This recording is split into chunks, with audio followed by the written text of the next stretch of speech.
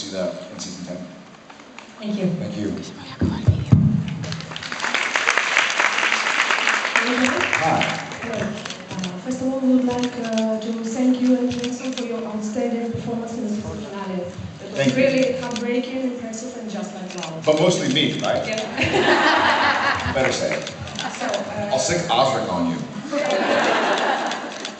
So I enjoyed very much when Sam had spoken Spanish in one of the episodes. And I am always enjoying Sam and Dean speaking Latin. So my question is, are you good at learning languages? And is there any foreign language you especially like? That's a great question. I would love to learn a foreign language. I feel like, so I took Latin in school. And what's funny is that, so in the States, we have, your college entrance exam is called the SAT. And the big kind of reason to take Latin is that it teaches you a lot of words. Well, it teaches you the root of a lot of words. And so if you're taking this test, and you see a word you don't know, but you recognize a few letters, you can kind of figure out what the word means. So I took Latin just for the SAT and figured I would never use it ever again. I mean, I think I'm probably one of the few human beings who has taken Latin in school and then gone on to speak Latin later in life. Yeah, my Latin teacher must be just cracking up. I don't speak another language very well. I know a little bit of Italian, a little bit of Spanish, enough to basically, you know, I think like my sister and I went to Argentina in the Christmas of season 4, and she doesn't speak any Spanish, so I was the one speaking really terrible Spanish.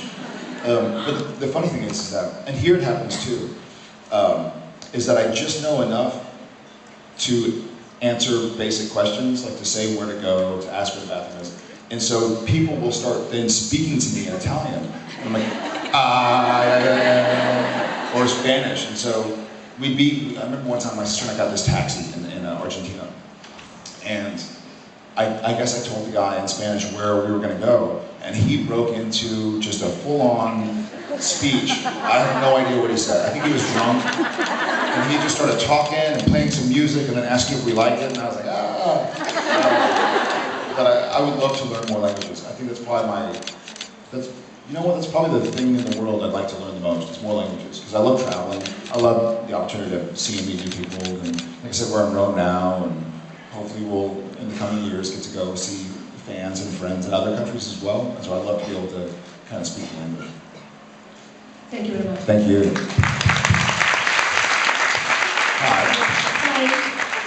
My question is about the fake heaven in episode 22 that Sam and Cass found. I've heard that it was supposed to be different to how it actually appeared in the episode, that it was scripted differently. Is that true, and how was it supposed to be? Has no one heard? Yes, you have heard. So it was supposed to be different. It was supposed to be... So Cass's fake heaven was supposed to... I don't even know how I'm playing into it. It was supposed to be a bunch of pictures of Dean. It really was. Because I think the writers thought it was funny. But we were like, it is funny, but we don't want to give the wrong idea that that's what's going on, and so they changed it back. Yeah. And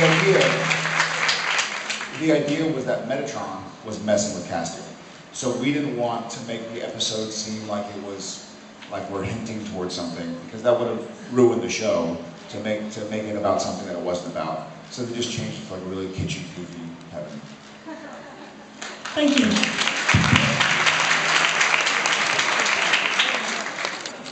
Hi.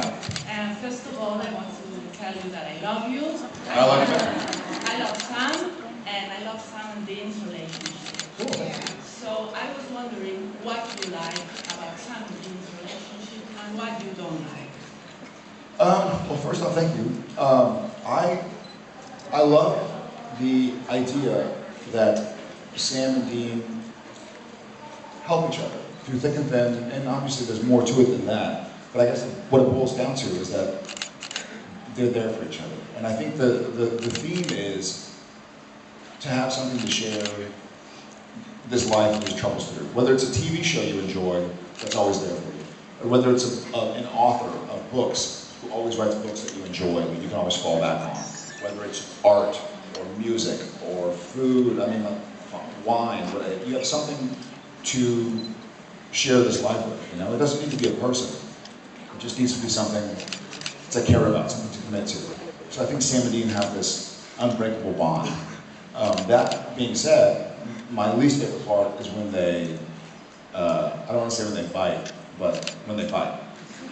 So I feel like, you know, but that also that's a big part of the show. And for people out there who are in relationships or who have family or friends, the people you love, often you get upset, you know, and that's the way it goes, because when somebody's in your life, and you love them and they love you back, and whether it's a brother or a wife or a father or a friend, whatever, you can affect each other more. And so the idea, I hate it when Sam and Dean are at odds, but hopefully they usually make up. Yeah. Thank you. Thank you.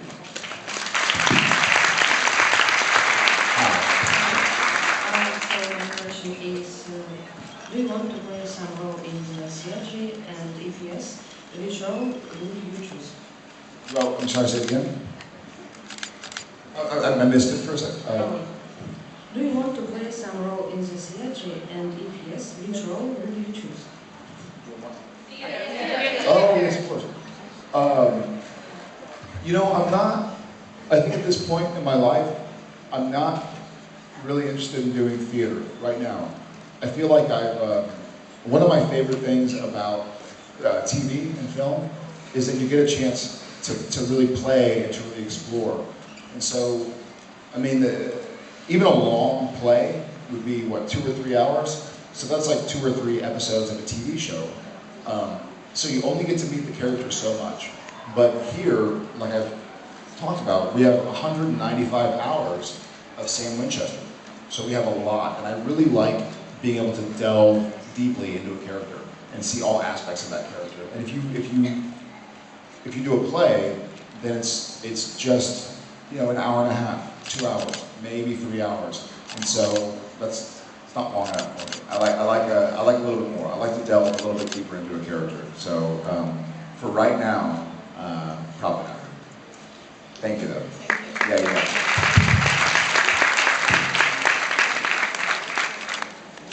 Yeah.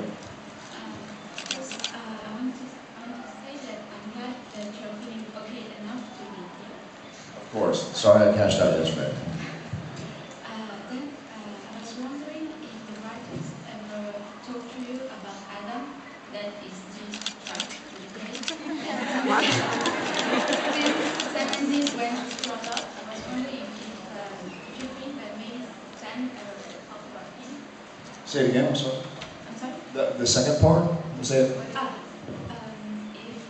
since 70s has gone through a lot of things with exam, if Sam ever thought about Adam since he's A brother? Yeah. That's kind of, we have a phrase, the elephant in the room. Right? It's something that is probably unsolved. I think it's one of those, Adam is a brother, but Sam and Dean are, I think the idea is that one of the things we touch on a lot in Supernatural is you don't have to share blood to be family. And so Sam and Dean are not just brothers through blood, but they're brothers through friendship and experience. And they didn't have that with Adam. They never got to meet Adam. So unfortunately, you know, your brother or your sister can be a friend. You can care about somebody enough to have just a friend become almost a family member, you know? And so Adam was never a family member in that sense to Sam and Dean. So unfortunately, this is probably bad, but it's almost like it was almost another hunt. It was almost another gig, you know? It was another, well, we better go figure this out and solve it. And so I'm sure they think about it. We don't talk about it a lot on the show, and I don't think the writers are going to bring it back. Because I think the idea is that there is more to Sam and Dean than just blood, you know? So Adam shares their blood, but he doesn't share their, I don't know the right word to say, just the experiences together. You know, I mean, you become brothers, you become sisters, brother, sister, through experiences over and over and over again. So Bobby, he wasn't related, but he was like an uncle, you know? I mean, it was like, he was almost a brother because of what we had gone through together. So you don't have to be somebody's actual brother, somebody's actual sister to feel like that, you know? So I think that's the idea. Thank you. Yeah, you got it.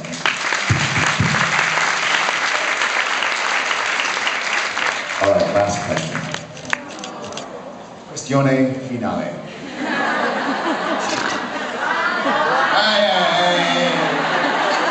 Mi dispiace.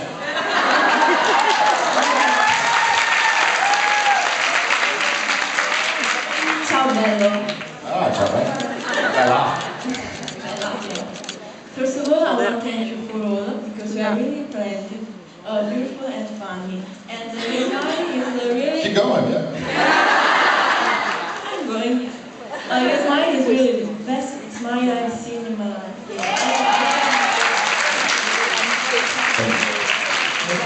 So my question is really simple. I want to know your favorite food, your favorite Italian food, and the most beautiful place that you see here in Italy, because I'm Italian. Okay, first off, I love Italy. I love all of Italy. I've had a great time. My favorite Italian food, it's really simple. I love the bread and oil and balsamic vinaigrette and cheese. Bruschetta. Bruschetta, and like Here. that's something, I could eat that every day. The little cheese and the tomatoes and the mint leaves, is it, or basil? It's basil. Caprese, yeah, also. So it's just very basic, very simple. And then as far as the most beautiful place in Italy I've seen, I think 5 years ago, after season 4, when Genevieve and I were dating, we came to Italy and we spent 18 days traveling around Italy. Sì, quando la Oh, stava yeah. di cerca. Dopo ho fatto la scelta con il malato.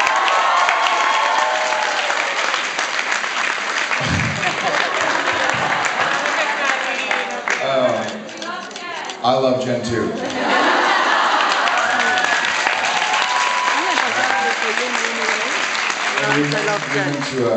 We went to Portofino.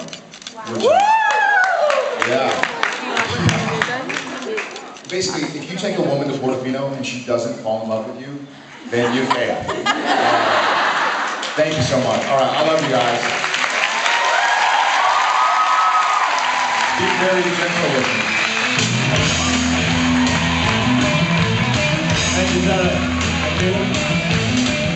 We got to see this man again on stage this afternoon. Thank you.